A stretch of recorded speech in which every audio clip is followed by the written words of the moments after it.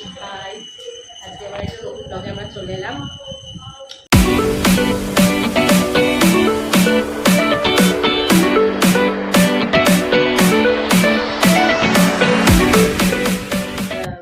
ঠাকুরঘর তৈরি হচ্ছে, তো আমরা সবাই মিলে কাজ করছি, আপনারা দেখতেই পেয়েছেন।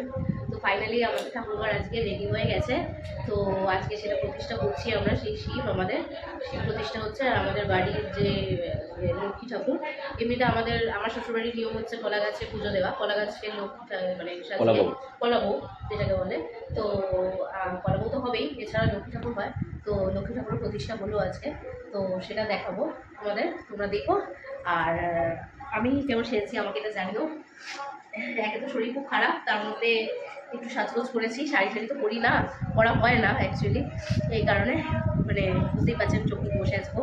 আর এবার ভোগ নিয়ে যাবো ঠাকুরের। ঠাকুরের ভোগ রেডি হয়ে গেছে। এটা একটা লক্ষ্মী ঠাকুরকে বাড়ান দেওয়া হবে, একটা শিব ঠাকুরকে বাড়ান করবে। আজকে সব প্রসাদ আমার মা রান্না করেছে নিজের হাতে।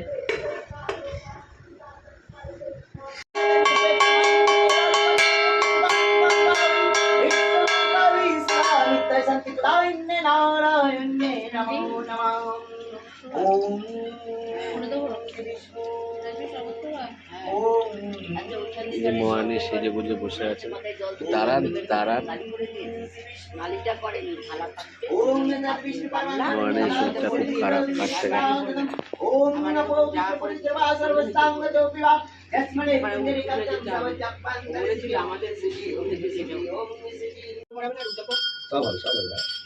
ওখানে কাটা হতো, ওখানে কাটা হতো, ধরুন ছাড়ো।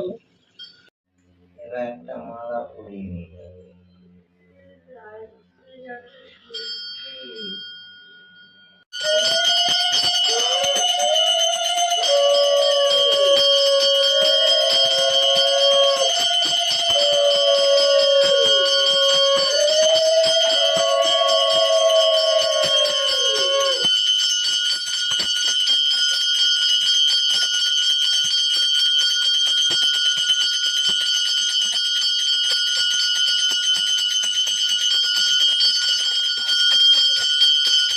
তাহলে এই কটা আপনারা পড়াবেন?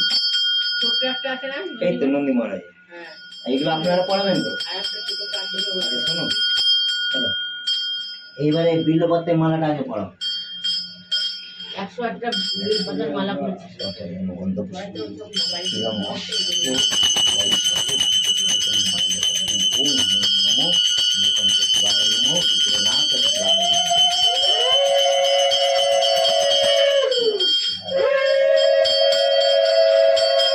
কটা মালা আছে?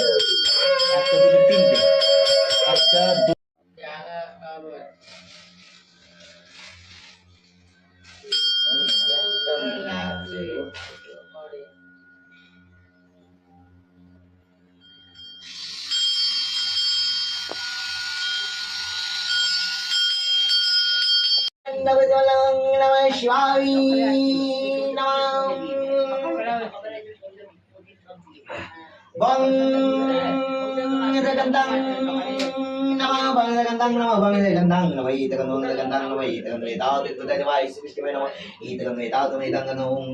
নমঃ শিবায়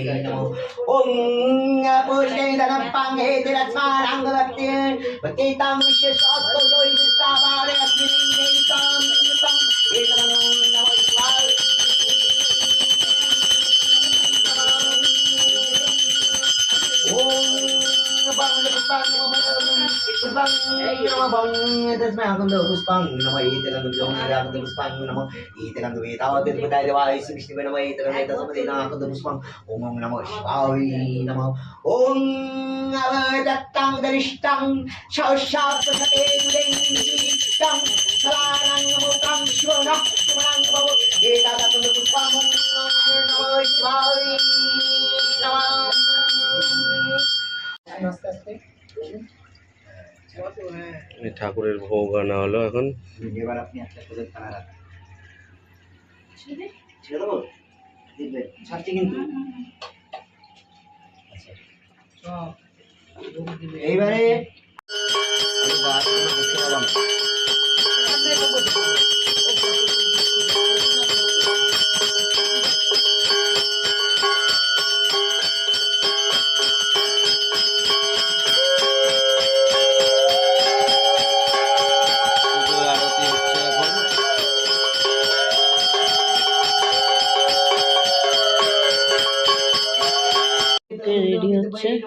ওইদিকে আরেকজন ঘুমাচ্ছে, এই মহিলা ঘুমানোর পথেই আছে, আরেকজনের জামা কাপড় নেই, পেট বার করে দাঁড়িয়ে আছে।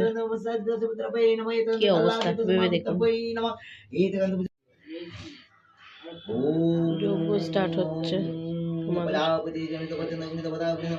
ওম পবাদগ্নিম পরিচমেন্দ্রং গচ্ছত্রি পবাও।